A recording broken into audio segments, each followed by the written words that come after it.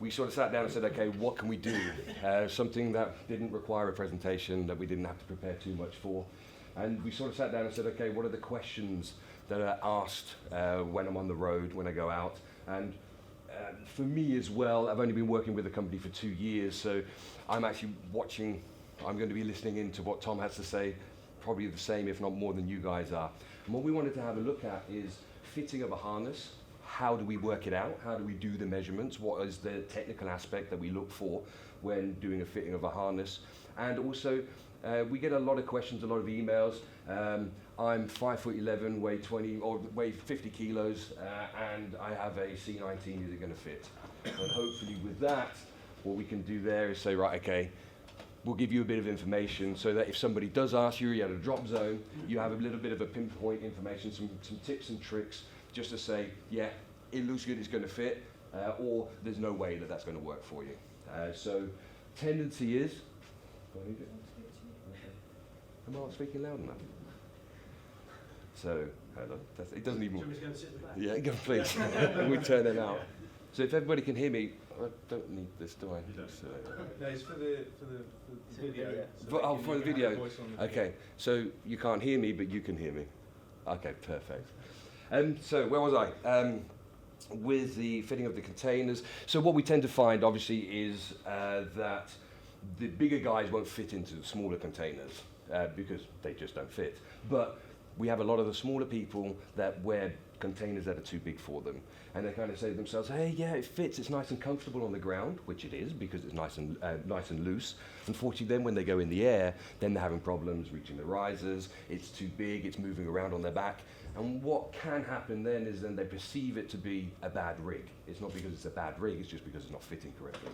So hopefully, when we go through the seminar today, we'll be able to have a little chat and you guys will be able to walk away with a bit more information, and maybe when you're on the drop zone and you hear somebody going, is this rig, does it fit, does it not, you might be able to pass on some of the tips and tricks. So, I think at the moment we'll start with a bit of technical information, and I'll throw it over to you. I think you need the mic. Do I need the mic? Yeah, because you need to talk. I do speak softly. Okay. So this is, our budget didn't go too far to a PowerPoint, as you can see. We have this. Mark, Procos and UPT said we'll give you chalk and slate if you want, Tom, if you can use paper. But anyway, this is what we're going to do. There's some parts I'm giving sort of small demonstrations to the tour team. I kind of do it this way all the time. It can be a little confusing, especially for the first time in, absolutely. But it's to give you an idea of how the harnesses work in configuration to each other. Because some people say you're a C16, some people say you're a B15. What does it actually mean? So I'm going to go through that, and then we're going to go through actually how we will size somebody. So every morning at Sun Park, your athlete will get probably 50 pieces of paper with 50 customers with 5 measurements. And he'll go through those, and he'll size accordingly. And there might be 1 or 2 what it's like, that's questionable. So every morning we meet for coffee for a long time, and we go through the ones what we discuss. And sometimes we go, we're going to sleep on it because something doesn't add up. Sometimes the inseam, all guys want small waists. Like if you ask me my waist size, it's 32. It's 33, come on. It went up last night. It's like high. And if you ask women, their leg sizes, inseams, they're all 36, they're all supermodels, they want long legs. And that's what we do. So we go through some of the numbers, and sometimes the numbers don't make sense when we see it. So we'll red flag it, we'll sleep on it, come back the next day, try and figure out what's going to fit. Because if we don't get it right, we've got to fix it. It costs a lot of money to get the rig back, things like that. So, on the TSO label, it says TJ and K, which is the container size, and then it might say C-17. Well, that's the harness size. So the harness fits the body, the container fits the parachutes. And this is how the harness sizing basically works out. We have an O yoke, we have an A yoke, we have a B yoke, a C yoke, and a D yoke. We have an O13, an A14, a B15, a C16, and a D17. They're all different, but they're the same. This is where it gets confusing. The main lift web, from the main junction to the hip, along this line, is exactly the same distance. What's changed is the yoke length. Can you show the yoke for me? Point the yoke out. The yoke is this part here. We increase this by an inch, so O, A, B, so if I start here, let's say this is a D, D, C, B, A, O. So the yoke moves 1 inch at a time, moving the harness down. That's why we can say that the main lift web is the same size here. So from here it will go C17, C18, C19, 20, and so on. And then D, 18, D19, 20, 21. If you see again, these are the same size main lift webs. Do you see that? This distance is the same. What's different is it's 1 inch there over the yoke. Does that make sense to everybody? So you can pretty much, when you look at a rig, it's not always true, depends on what country they're from. Like in Asia, you get a lot of men in Bs. But typically you could draw a line through here and say this is going to be male, it's probably going to be female. And then you're going to break it down by weight. And then you can then go for like an O yoke. We made 4 O yokes last year, only 4. We didn't do any for 4 years, and all of a sudden 4 tiny women came in. I'm only talking pounds, so you have to convert it, but they were probably 95 pounds or 100 pounds. Very thin, very tiny, like a pencil. So there's 100 pounds. This would be about 115 pounds. Maximum weight in a B yoke would be about 145. But you can have some men, like from Asia, you might get a tall Asian who's very thin and lean. They want to go to a B yoke size. So that's how the numbers kind of work out. So this would be female, this would probably be male. And again, these are the same size numbers. You might see a -1, a -2, a -3 on the TSO label, or a different height in the lateral position. And that's because, this is where it gets a bit more confusing, we always want the lateral to be horizontal, and Rob's going to go through that when he sizes it. But, so with a 17, it'll be a -1, an 18 will be a -2, and a 19 will be a -3. And that's from the RSK to the J3. And after that, the container gets so much longer. If we lift the lateral too high, the lateral's going to go up at an angle and allow the rig to rotate one way or the other. If the lateral goes up, the rig comes and hits you in the back of the head. If it goes down, it puts pressure on your neck as it pulls the rig backwards. So, any questions on the way the sizing chart kind of works? It's quite simple, really. It's an art. I like that. Look good with your microphone. Yeah, look good. Now I can hear. Just a touch on that, Tom. With the laterals that you mentioned there as well, when we're out on the road and we see people having their containers on, we very often see that the lateral is either pointing down or pointing up, which is your first indication that it probably doesn't fit as good as what it should do. And this as well is what you were saying there, the pressure on the shoulders, and or it lifting up when you're in free fall. So something that's pretty easy to spot when a friend of yours is saying, hey, I've got this javelin, I've tried it on, do you think it fits? That's one of your telltales straight away, where you can have a look at it. Now, we'll probably touch on the fact that we will repair all this stuff anyway, but I just wanted to mention that. That's correct. Yeah. So that's basically how we do it. We find number, well, we're doing it now, but that's the way the sizing chart works with the measurements. Here's my little stick man.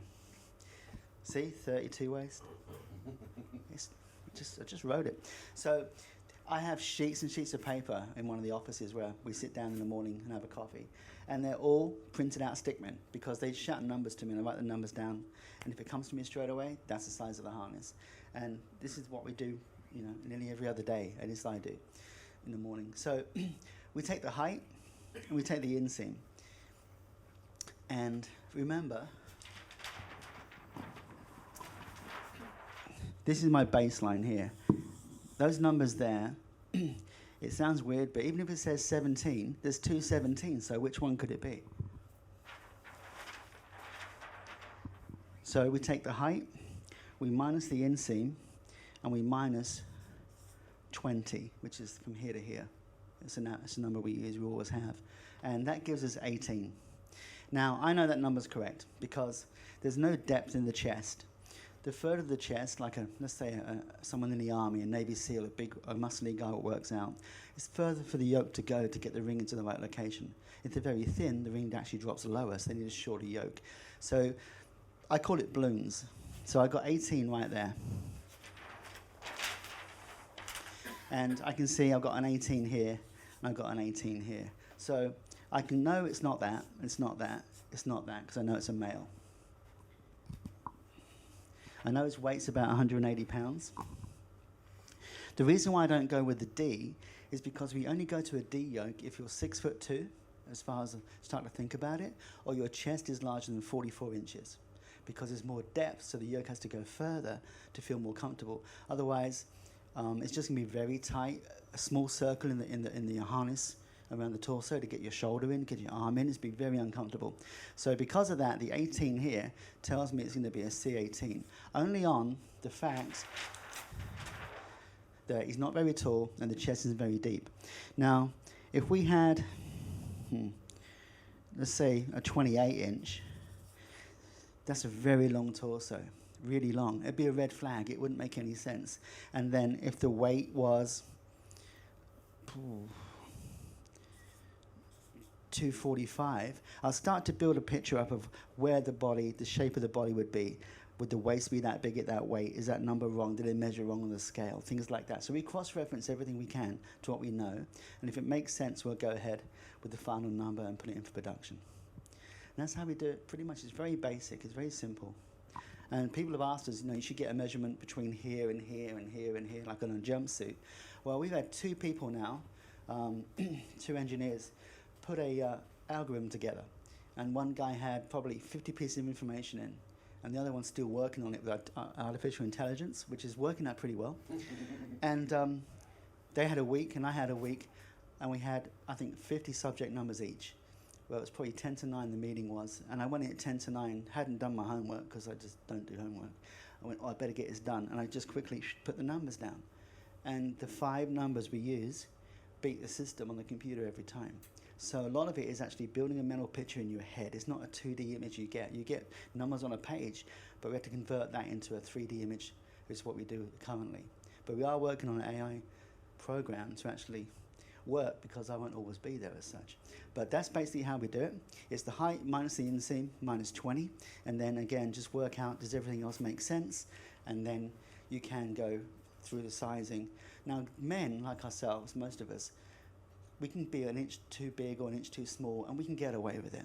But when you're in the O, A, and B sizes, 1 inch feels like a mile. It really does. It's huge. It's a massive, massive difference. So we're very, very careful. Maybe take a little more time to sleep on it when it's a woman's size. Most women, they'll got different chest sizes. Of course, they can all be the same height, and they have different preferences where they want to wear the harness. I think it's hard to size women sometimes, but they wear the main lift web down the side of their body. So if we went around their chest, the main lift web would be very long. So under Canopy, it's going to be moving up. The chest strap's going to move up, the risers move up, the toggles move up. So you bring that into consideration when we size women, because it's a very different way of thinking about it, especially with comfort. Any questions on that, guys? It is a little bit more of the technical detail. And like I said, I've been working with the company for 2 years, and I'm still trying to get my head around that. Although Tom did write a little piece of paper where it says all the different sizing on there. But what we wanted to show with this is that we don't just say, right, okay, get some measurements and we'll just sort of guesstimate it. There is a science behind it, and it comes out, it works out that the rigs that the customers get very rarely is it that it doesn't fit just right. And some of these instances, we actually had one was a guy that was just lean. He just didn't have a butt. He just went straight down, and it makes it a little bit more difficult to do that. Could you just touch on that? Because I find that very interesting, how the different sizes, although we take the measurements and we take the sizing of it, that sometimes there's still that little question in there. It doesn't mean that we had a day off when we did that sizing. It just makes some body shapes are a little bit more difficult to find the perfect sizing for. Yeah, I think for men, the leaner they are, there's, again, most men are going to want to wear a C yoke or a D yoke, probably a C on average. D came out a lot later. A B will be too tight. They're going to feel a lot of pressure, be uncomfortable, it'll be hard to get in. It's like trying to put on a kid's jacket. You can't get into it. So when they're quite thin, I mean, you're not that thin, but if we just took 20 pounds off of you and stood you up, do you want to stand up for a second? He's got pretty good depth through the chest and the back, but if he was more like an ironing board, like he was a couple of years ago, there's nowhere to feel the yoke. It's not going to pull out, and it will feel loose even though he's in the right yoke. Is that really answering your question? Yeah, it's not really absorbing the circle. There's only so much we can do with the circumference around the torso. When I think about it, I think about this circumference, the waist, and of course this one here. when I put in my head when I put it together. With women, I've only had, if I'm honest, 3 women I couldn't size in my career, and I've sized billions of people, and they were short, very short spines, and I like to use the word fluffy. You know, under Canopy, all of a sudden their spine dropped out and they just did this. And you can't design around this, you know. So I found that a little bit tricky. But there's things you can do with a direct diagonal from the lateral. You can bring the lateral across and extend it as a part of the short leg. So it pulls the rig down off their body and closes that circle. It's good in some situations, not for the javelin harness in all. It doesn't always work, but I've done it about twice, and it's been good. But it's not a way I'd rather go typically. I'd rather stick to the format we use. I mean, you have different harness configurations. You have a 4-ring, you can have a 2-ring, which is the hip ring up. You can have just the chest ring, so it's chest ring down, or a standard harness. And they can all feel differently, of course. It's different ways of thinking how they fit around the torso and how they actually articulate or work with the body. Is that good? Just to touch on that, for the rare cases that we have had this, where we've had a customer come back and saying it's not fitting, one of the many advantages of SunPath is that we've had that rig back within 2 days. Tom and the repairs department, they sit down, they look at pictures. So I'll take it, if it's a customer that's come to me, take some pictures from the front, from the side, which increases the picture for Tom. Had it done, a week later, it was back out again. SunPath, being the company that it is, has the ability to be able to do it because it is a little larger, and is able to work through then these repairs that we have on there as well, which is easy for me when I'm on the road trying to help somebody out. So if there's no questions on the technical aspect on there, what I would like to do is just get a member of the audience, or shall I do it first? I'll put a rig on first. I'll just, yes. If someone hypothetically put on a stone or lost a stone, Oh, yeah. How much is a stone? how much does that change? How much is a stone in pounds? £15. Yeah, so for guys, let's look at me. I've wasted away if I lost a stone.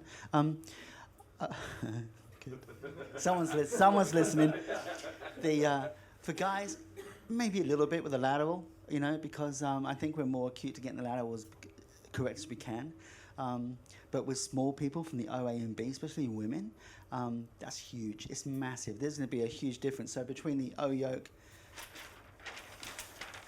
this is 100 pounds, 115, 112, maximum 145. So if you lost 15 pounds in any one of those, you can actually, and this is the height, another thing that didn't work out. Basically, you would probably want to go a little smaller, especially in the lateral if they lost it around the midsection, of course. Again, guys, they can absorb an inch plus and minus, but women or small people, they really can't. And I might be a small guy too. I mean, you're borderline a B17, B18, but really be tight to put you in there, just for a reference, because we do have some males who wear a B yoke because they're very thin, they look like this, but they have a long torso, so we can put them in a B17. We just bring the numbers down and we adjust the harness. So we don't do very many, but we can if we need to, and we do sometimes. I will ask you to say, I will ask a question and give it back to you. We just need it for the camera. Yeah, there we go. So there as well, so if we needed to adjust a harness because of the smaller harness sizing that's on there, if they have articulation on their container, it makes it a hell of a lot easier to at least do the main lift web to be able to adjust that to them. And again, it's a repair that we do at our shop. Do we have the European Centre that can do that as well? Yeah. So for master riggers or equivalent, and they can do it and they want to do it, if it's an easy repair, and harness is pretty standard, pretty easy repairs, we can cut, mark and prep main lift webs and send them out pretty much overnight at such a small cost, and they can get the customer back in the air for the adjustment. Once we've validated, we won't make an adjustment until we verify the sizes and maybe talk to the customer if she's female, because we want to make sure we're working off the right numbers, because sometimes people measure wrong. Again, if you ask me, I've got a 32 waist, and I'm going to write that down. So around the world, we have 4 SunPath authorized repair facilities. We have one in France. Where is it? Do you know where in France it is? Damien, it's in Gap. Yeah. Damien Saran. He's an authorized repair facility for SunPath. He comes to SunPath. They all have come and trained with myself and Derek, and gone through I wouldn't say hell because it's fun, but they've been through everything we do to build a rig and understand it and show us they can do it so we can trust them. And we have 3 in Australia, which makes a lot of sense for time for the customer. They haven't got to get the rig shipped to America. The cost for us is great. And that would be Brett Newman, Coppell Solomon, and Rory Hatchett. And those guys are approved by us. They've been to the courses and worked with us. And they can then cut the time down, the frustration and everything what goes along with that, and actually do the repair. And it could be a minor to a major repair. And they're authorized to do anything they want, but they always go through us, and we send them the materials or the patterns or the drawings. So it helps get the time down, keeps the customer in the air, and it's a good support for Sunpath. Thank you. So now I'm going to put on a rig. Yeah, you think we practiced, didn't you? So smooth. So what we wanted to do with this is that when we're on the drop zone, just for the video. So when both of us are on drop zones, we're walking around, and especially with ladies that are wearing javelins that are going to the plane, we see very often that it's already not fitted correctly. So if it's not fitted correctly, then you already put yourself at a disadvantage of how comfortable a javelin should feel when you're using it, or you're under canopy and you do have the risers a little bit too far away, or it's pulling a little bit. The chest strap is rising up a little bit as well. So just want to go through the steps. I'll do them up if you want to talk me through it. Yeah. Okay. So we see in the field, a lot of people put javelins on incorrectly. They still work, they function, but there's a way to put it on so it fits better and puts everything in the right location. This is a prototype we're working on. You might see some differences with it. And you're welcome to come and look at it afterwards.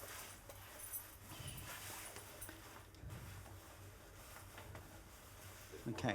Yeah, it's pretty good.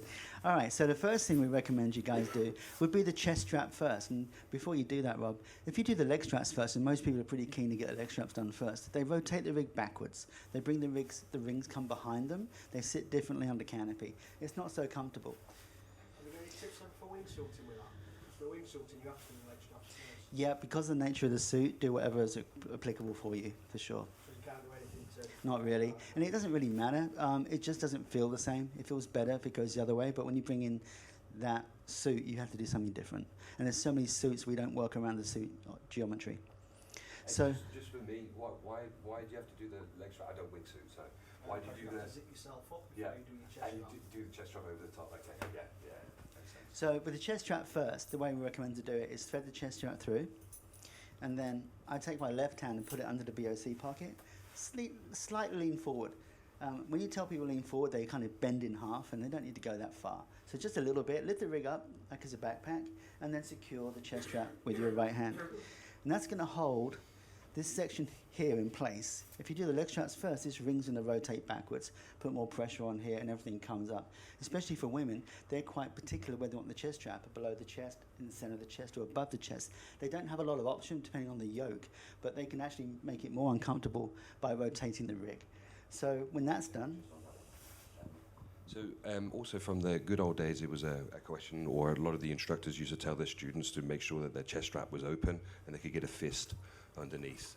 And the main reason for this is when they were arching or perceived to be arching, that they would have an easier arch to go on. And this we still find is a case at a lot of drop zones, that they just have it instilled in their mind that the chest strap has to be nice and wide to be able to arch. But if you look at this,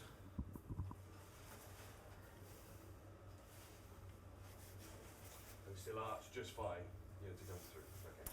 So once the chest strap is done, secured, then the leg straps, making sure they're even.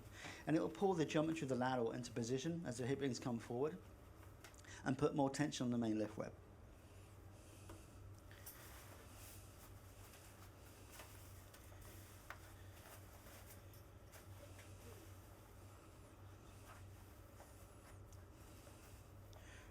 What size harness is Rob? C?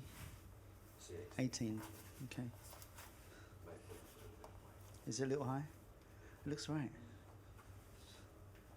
It's actually pulling down a little bit. So here you can see the ring location for the chest, and with men, of course, they can bring the yoke around the front and come straight down the nipple line, which is perfectly ideal. Again, women wear the harness and main lift web down the side of their body, and we don't expect them to get it around unless is comfortable for them, but typically it's not.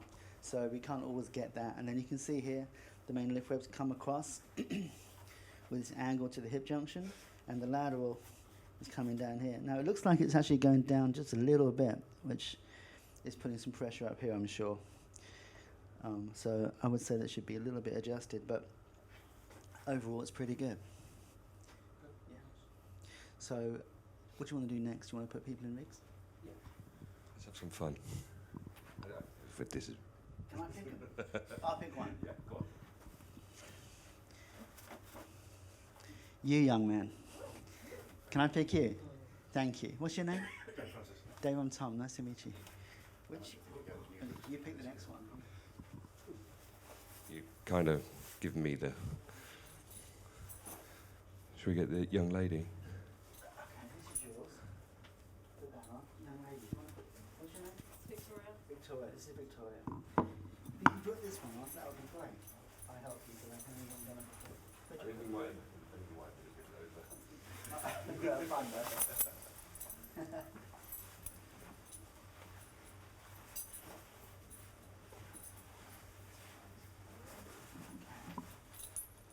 How's that working out for you?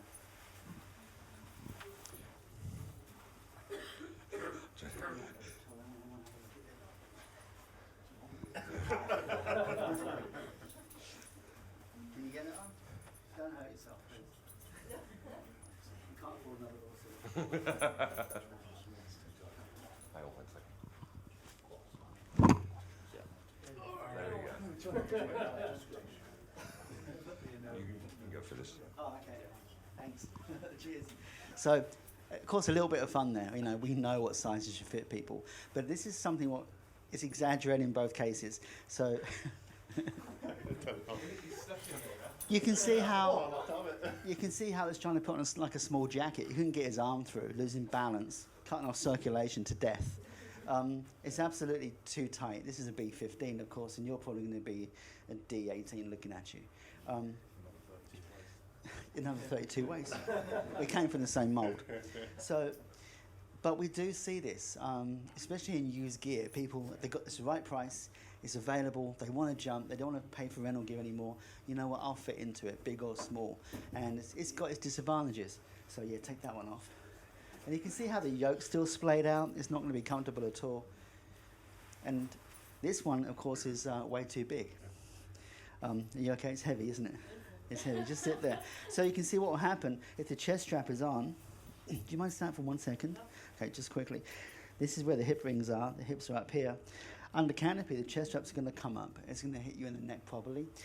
This is the anchor point. Everything happens from here. If this isn't correct, everything's going to move, of course, and that's important. And sometimes when you buy used gear, you'll find that the leg straps or the leg pads were built for somebody with a 24-inch thigh or a 26-inch thigh, and you have maybe an 18 or a 19. So you can't even crank the leg straps together because there's still gap in that circle around the thigh, which translates through the hip, up through the harness, up to the canopy. So again, if it's too big, it's going to be detrimental to skydiving. You're going to get bruised under the arms from the hardware. Thank you. And it just won't be comfortable. So Rob's going to go into how to look for the right equipment for second-hand gear. Is that correct? And what I think you just near enough touched it that was on there. What I would like to do, what I would like to do, using your the knowledge, the fountain of knowledge that you have on there, is I'm going to put this rig back on, or this run here, and maybe just go through some of the points, some of the things that you can look for, and what you can see, pretty much as a guesstimation for yourself. Is this anywhere close to what I need?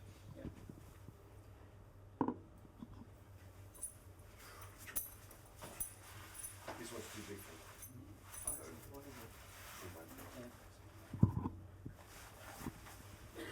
Sparkles, you want to do it? All right. How many people here have javelins? Ah, pretty good. Everybody. It's for the camera.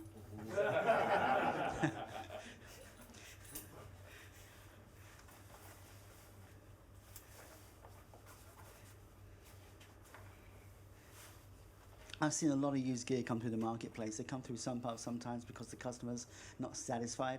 And I've got to be honest, people are getting ripped off. They're buying stuff on eBay. They're buying stuff sight unseen. And it's 25 years old, 20 years old, completely, and they want to free fly because what people do is like, can you make this free fly friendly? And there's only limitations on certain things. So, my advice would be, ask a rigger, ask someone you trust, look at the gear before you spend the money, and make sure it's kind of close to fitting first. It's what you want. It's safe enough for the aspect of skydiving you can actually continue with. Okay, so this is on. This is a C19. So is that correct? This is 1 inch larger than the harness what was built for Rob, but you can see where it's come back to. Because of our 32-inch waist, we can absorb that 1 inch, because looking at it here, it looks like it's very comfortable. I mean, it's completely perfect to jump. The hip ring looks like it's in the right place here.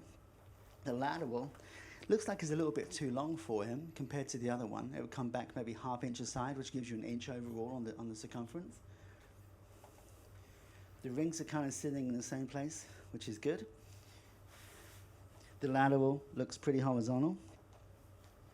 The leg straps themselves, there's a small gap here because this is made for someone with a smaller thigh. But I'm not too overly worried about that. Because of that, if this was a little bit longer, we could pull down on the leg straps, make them even tighter, would take the tension into this area here to stop it from coming up. So sometimes the leg straps on used gear will not touch. Ideally, they should flap over a little bit. But if they're not touching and it fits pretty well, you can always get a pair of leg pads made and put them back on, which is not a deal breaker.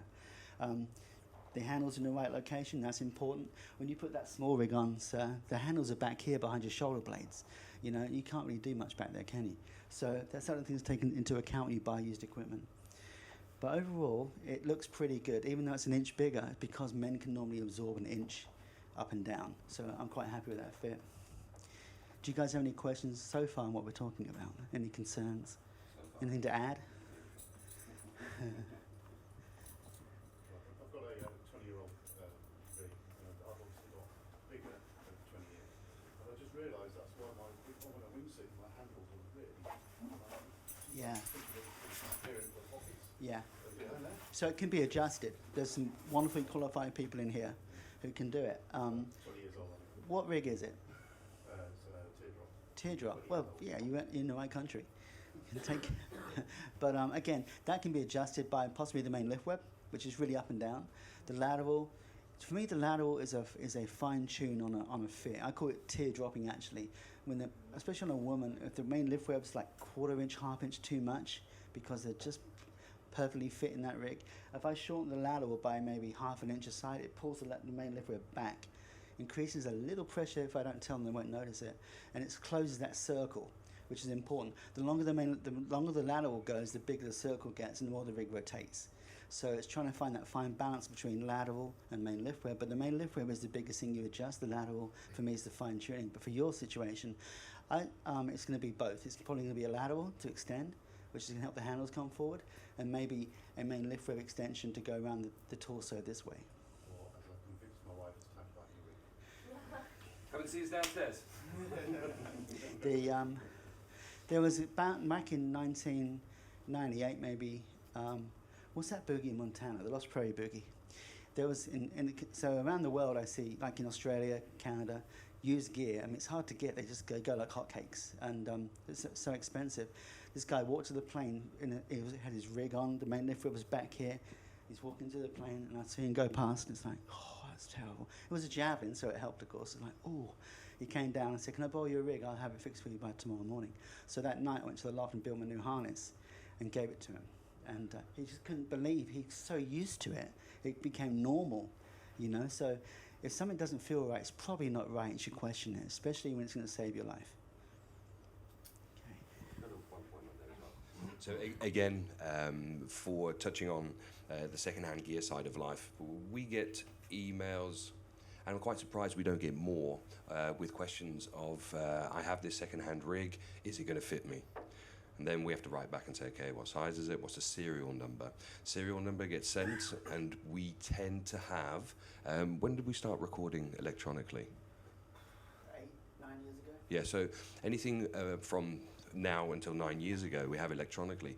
And for 99% of all the containers that we have the measurements for it as well. So if any of you come across a second-hand rig and you would like to know who it was built for, in 99% of the cases, we can send back the measurements for you to be able to have a look. If you're still unsure, you could send us your measurements, And then we can look at it, or we can get Tom or Bill or somebody at the company to do the equations and be able to say, yes, that's going to work. If not, it won't work because it's too big, too small. But remember, we also have the possibility to readjust the harness. So it makes life a lot easier. Yeah. And then just to add on that, on the TSO label, you'll see B15, TJ&K, something like that. You might buy a used piece of equipment if it's a Javelin, and it will say C18. Well, it may have been fixed by somebody in the field or didn't change that label or scratch it out. So you might not be buying what you're looking at. So that way, we can actually, if we've done the work, we can go into our archive. We have an archive of rig number 1 to where we are now, 60,000. And we can see if we've done any repairs on that internally at some path and see if we can track down what's happened to the harness. But we can always measure it for you to find out what it really is and talk you through that. But typically, make sure what you're buying is what you actually want, because sometimes there's alterations made to the lateral, main lift web, the container, and they're not maybe approved or they're not correct for what you're looking for. Considering we got told about this last night, I think we did pretty well. But we still have a bit of time left. Yeah. So if questions, let's throw it out there. Oh, I like it. I'd just like to bother you guys. So when you're touching on the second-hand containers and people buying those things, I've seen a fair few guys, especially with the articulated harnesses, cranking the chest straps pretty much shut, so they end up with the articulated rings pretty much there, and then a big stack of chest strap material. What is the optimum distance to have your chest strap open by? Obviously not too far, but For men, it's straight down the nipple line. The yoke should come. I say, okay, for men and let's say petite women, it should come straight down if you can. It shouldn't come too close together, because the loads on the canopy for deployment, it's not going to feel very comfortable. But it's designed to come straight across. You're distorted in the circle if you come too far in.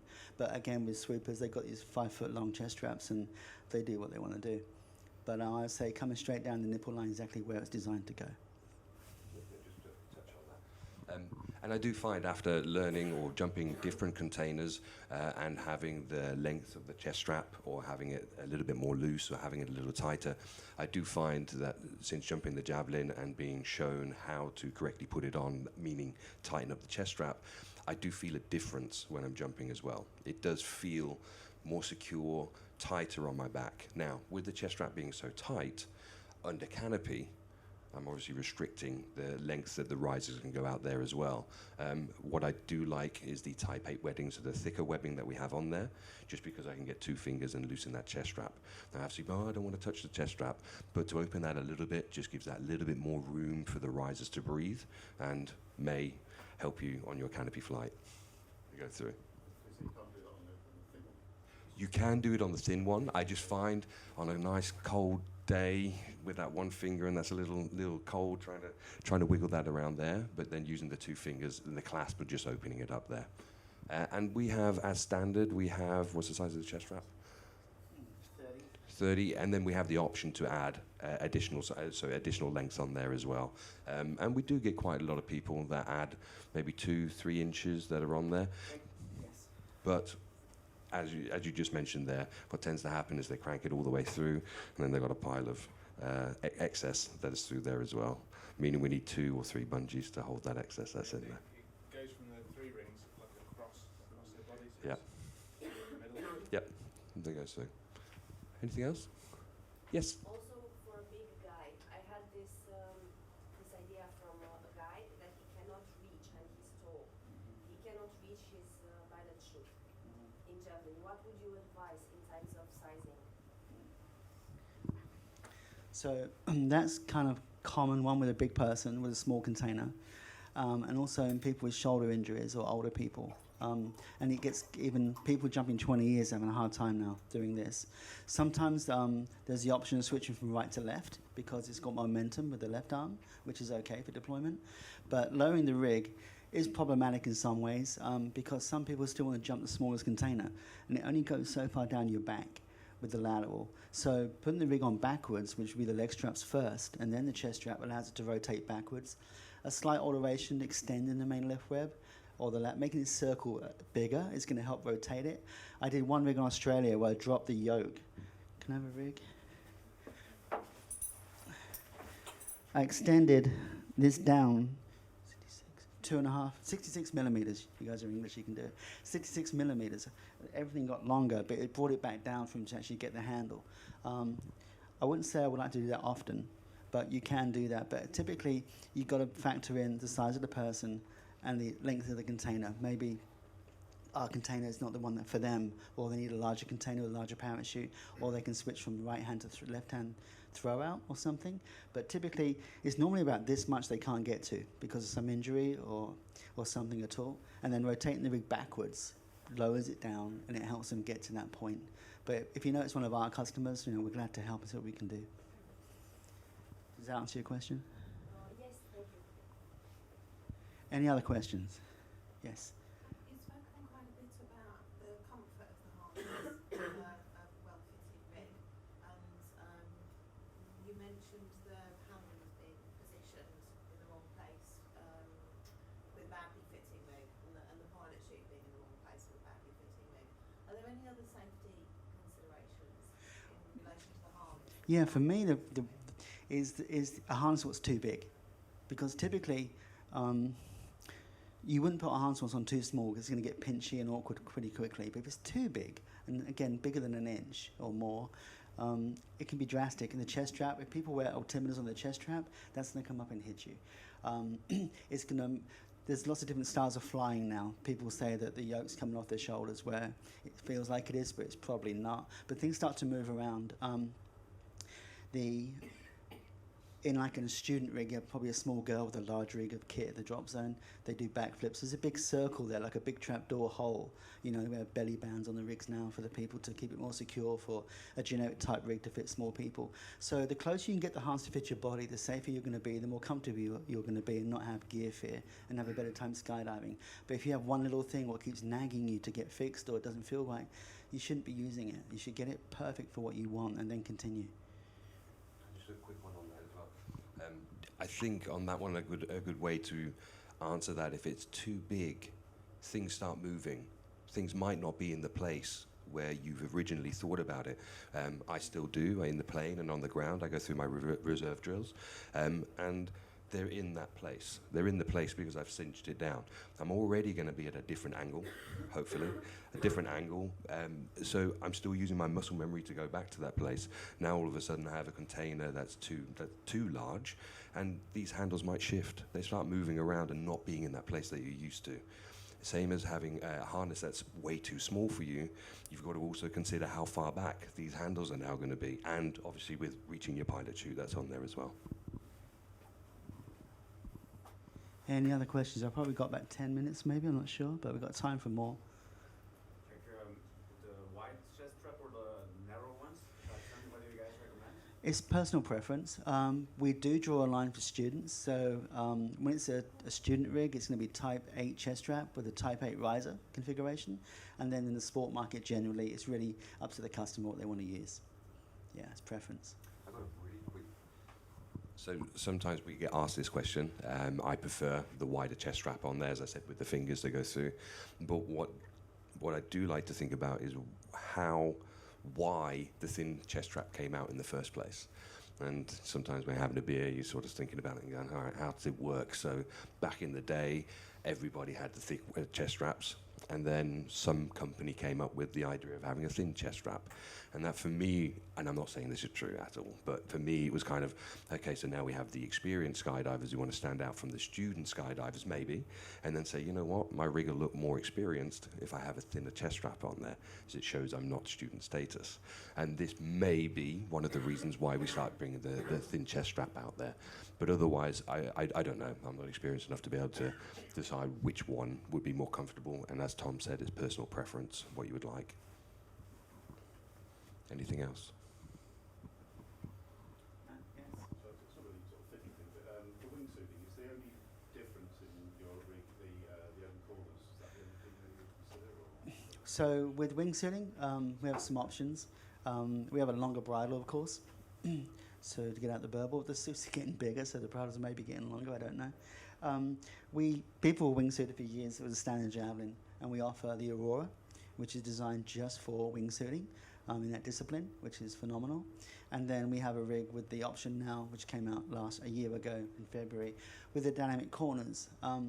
a little history on that. So the first dynamic corner came out in the late 90s, and it actually came from a design from a base rig. So we had one size dynamic corner fits all, but it doesn't fit all. So we stopped that because we were getting complaints, basically. We're quite transparent. We're getting complaints. And I don't know, was it 6 years ago, 5 years ago, we developed it into the main container to be compatible with every size as it was unique to itself. So we did 4 years of testing with PD factory team. And then once we got the results back at 4 years, we released it last year as a tested option approved by us. So you can get the main container now with a dynamic corner, which is suitable for all aspects of skydiving, and it's beautifully wonderful for wingsuiting. Canopy pilots use it because they love the quick opening containers. They get out of the plane, they want on-heading, fast deployments without any hassle, and that's what they actually go for now as well. Does it make a big difference? For deployment? Yeah, it's going to make a big difference for deployment. There's no hesitation or any pressure around the bag as you're flying forwards. It's coming straight out the back, and it's very, very clean, very clean. Can you have a mod dog? No. We did it once. No lie, we're doing it twice. It just changed. It was a company decision. I was keen to get it done because it gives people the options. It's about a $500 thing to do, and sometimes more depending on the back pad. So it was decided not to do it, and we can put it onto new orders. Yeah. Sell your old one again. Yeah. You took the Mirage anyway. Sorry? Yes, ma'am. Mirage, don't you? Oh, yeah. You jumped the Mirage, don't you? No, Jeff. Yes, ma'am. Did you not have Apart the from the dynamic corners, what's specific for wingsuiting about the Aurora? Well, the Aurora designed for wingsuiting. The profile, the fabrics, the way the ladder was located on the back pad, the geometry of the harness. The harness is Type 8 all the way through. It's a little more supple, a little more comfortable. But it's really the profile, the way the main container closes. The bag, the shape of the main bag is very different because of the profile. It's all designed for the extraction through deployment, of course, and sequentially as the container opens. And they, again, worked with PD for many, many, many years around the world, developing that system, and it's been released for a few years now. But that's really the differences. But it is just for wingsuiting. I do know in New Zealand they tried some free flying, they loved it, but I wouldn't recommend it. It's only for wingsuiting. Just on that, just to touch on that. One of the other points of the Aurora is it's a lot longer. So the shape, the D-bag itself is longer, so it makes the whole container on the back longer for the wingsuiters that are jumping really big wings to be able to reach back and get it. If we think about our containers are a little bit higher up, these actually, depending on what size you are, sit a little bit more lower down, so you're not grabbing as much material, or you shouldn't be grabbing as much material to come in. Yeah, this is coming back as I think about it. So the container's about 6 inches longer, depending, and then the BOC pocket is a lot wider, if you like. It gives range to put the BOC, the handle, so for the pilot chute, in different places actually down the container. It's very secure. So you're right, it's a lot longer container, streamlined with this kind of arc for that. And it only comes in power pack because of the efficiency and the drag. Any other questions? Why did you decide to build your containers higher up? So the container changed. So if you read the label, it'll say J1K or J2K. K stands for Carl Collins. He's a professor in Florida, Emory Riddle. And back in 2000, 99, 2000, 2001, the engineering department were using basically rulers and cardboard and patterns. And he took everything to the modern world and put it into AutoCAD. So the J3 became the size of today's J1K. Everything got smaller. It just cut down things to be more, I guess, practical for design and for build. So things actually got a little bit smaller, a little narrower, but sometimes deeper because of that. And that's for me when the timeline really changed. When things weren't so low, they came up a little bit because they were just configured better. There's a change from back then in 2000. Now we can, if we wish, extend the container. We can modify, not modify, but redesign another container to be slimmer or longer, but the offset, something's going to get deeper. Back in 95 plus, the most popular rig on the market was the XRS. Do you remember that one? Anybody? Do you know what it stood for? You're like this. Go on. Free pull-up for anyone who knows what it stands for. Yeah, see? There we go. Extra. We're both old, mate. We're both old. That's Extra, what XRS is. ridiculously small is what it stands for. And that was long and thin. It's still got a 4-inch profile, so 100 millimeters. It's the profile on the side is 100 millimeters. I built one 2 years ago. I put it into AutoCAD and I built one just to see if we could still do it, because we hadn't done it for 16 years or more. And it was lovely. I liked it a lot. So it can happen. There's no direction right now to make anything longer or thinner. But at that time, it was the pick of all the rigs to have. It was the smallest, and everyone, if you were cool, had to have it. Anybody here have an XRS? No. It's some part, if you could pack the reserve in an XRS, you'd made it. That was your benchmark, you know? And I remember trying to get to that point, and I was so keen to get there. And once I got there, I didn't want to do it again, because everyone said, oh, he can pack it, he can pack it. And there was one guy called Orly King, bless him. Do you remember? And he had a 0p reserve. His whole reserve was 0p with an XRS.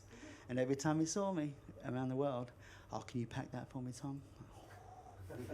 So, anyway, but we can do it. We don't do it at the moment. But if we go forwards with another design, I'm sure there's going to be a lot of thought put into actually to make it longer and slicker because of what people are looking for. Just to touch on that real quick. Just exactly what Tom said as well, but it's not that easy just to say, let's do a longer design. And it's the time, money, effort that goes into having to do the redesigns and all the paperwork that comes with it. That's what takes a long time. That's why we've already talked about it, you know, and we listen to what's happening on the street.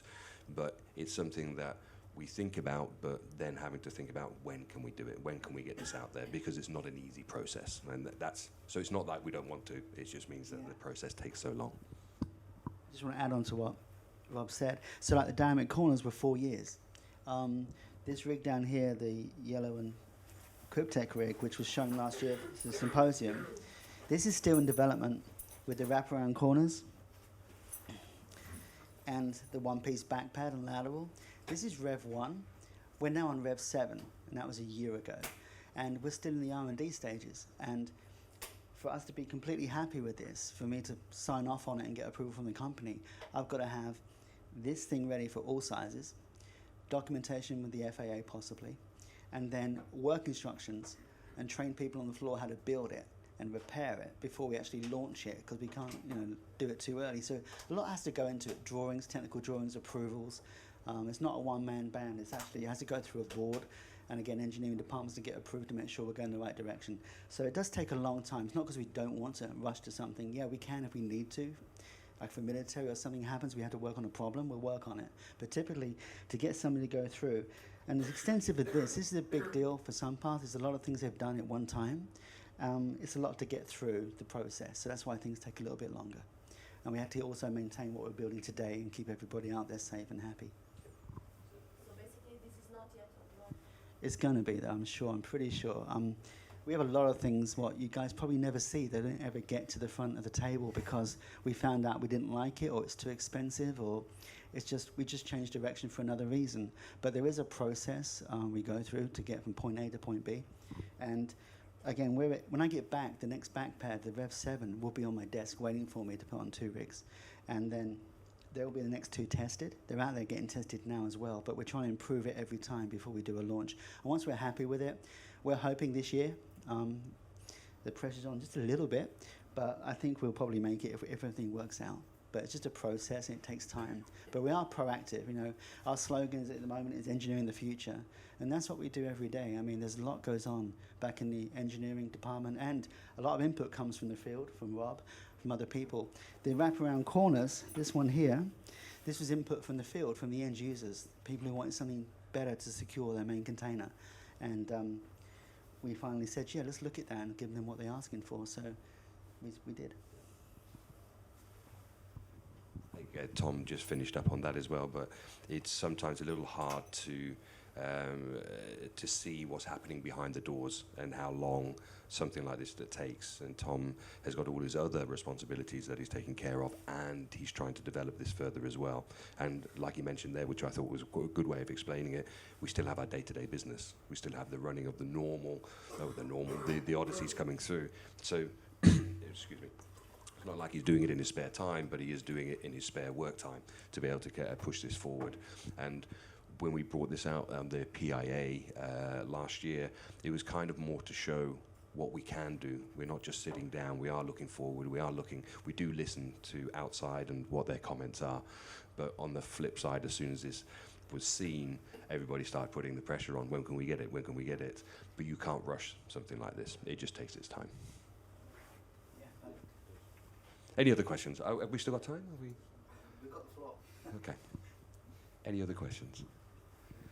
Yes. Difference, or I mean, there's no difference, preference between F-111 pilot chute or CP? I want to hear the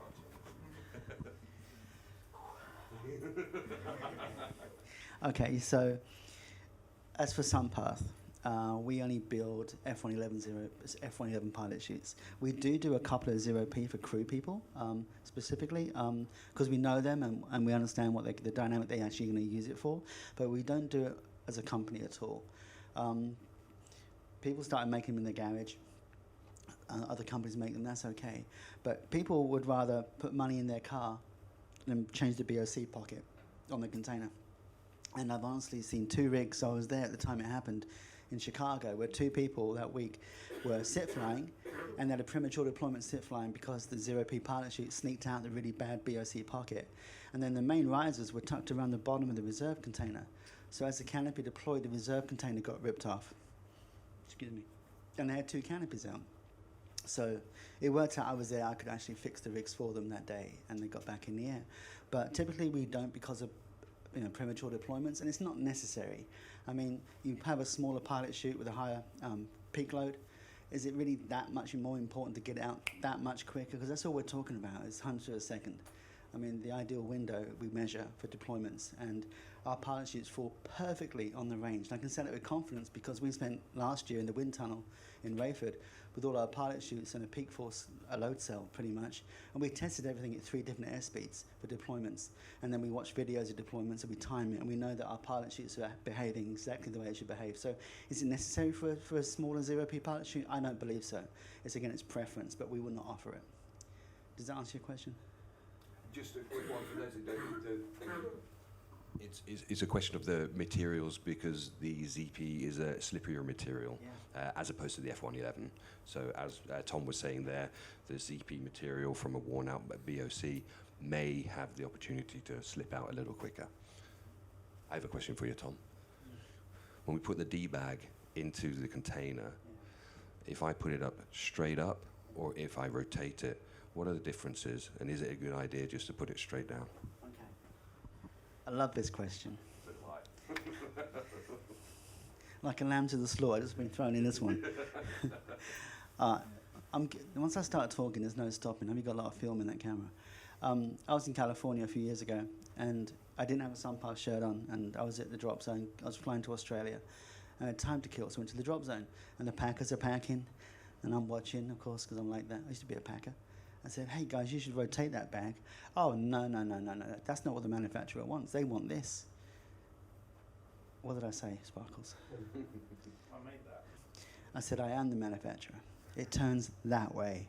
And there's a reason for it. So people now, packers, I believe, honestly, the best word I can use is lazy. It sounds mean, but people just don't care. It's not their gear. So they just put the bag in, extend the closing loop, close the container, and give me some money, please. And it's really not right. But for the Javelin system, it's designed to rotate. And there's a reason for that. As the pilot chute extends and gets to peak force, the dynamics coming down the bridle line then stop at the back of the bag and the grommet by the reserve container. That takes the peak force. The bag rotates and the bag comes out.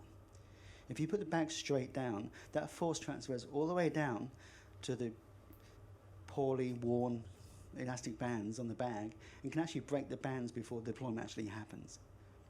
So it's actually a 2-stage. It goes down to the bag, rotates the bag, and pulls the bag out. And that's what we prefer. And also, the biggest thing part of that is the bag is shaped to go in the container that way. If you put it in the other way, the container's got to extend itself and actually stretch out, and the geometry doesn't work ever. So if people are telling you that Sunpath want the bag going straight down, it's not what we want on the whole at all. We really don't. It gets rotated. Same on the dynamic column. Same thing. Yeah, all of our rigs and sport world go that way. Some people will argue that. That's okay, they're jumping it. But if there's a problem, we can't really work around the way they pack. But for a company standpoint, we would prefer and recommend the bag gets rotated every time. The loop's the correct length. I mean, that's the most important thing. Let's talk about safety for a second while I've got you guys here. It doesn't matter how it's packed. If that loop breaks prematurely, the main or the reserve, it doesn't matter. It's terrible. The outcome can't be good for anybody. So that's a small little thing we can check and maintain every time we jump. And hopefully the packers look at that as well. But ideally, to answer your question, the bag gets rotated. Yeah, thank you. We were talking about loop length. I've been traveling last year using packers for when I'm jumping, and I find, I'm going to call it a trend because it's happened at 4 different drop zones that I was jumping at, where the packers have lengthened my loop. I have, on the container that I'm jumping, I have the right size canopy that fits into that container. So there's no need to lengthen that loop. Does everybody know how to find the length of your loop? Yeah, see some nodding? We have a container, well, yeah, sorry, go on.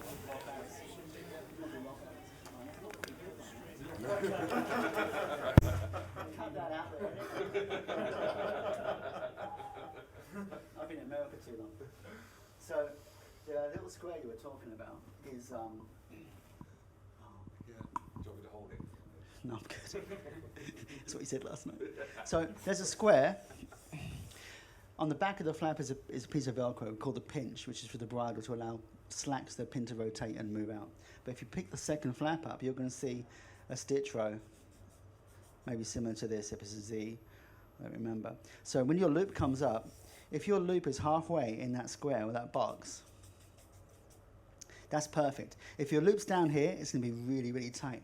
If your loop's at the top of the box, it's probably just a little bit too big. But again, the key point you said is the canopy is compatible with the container.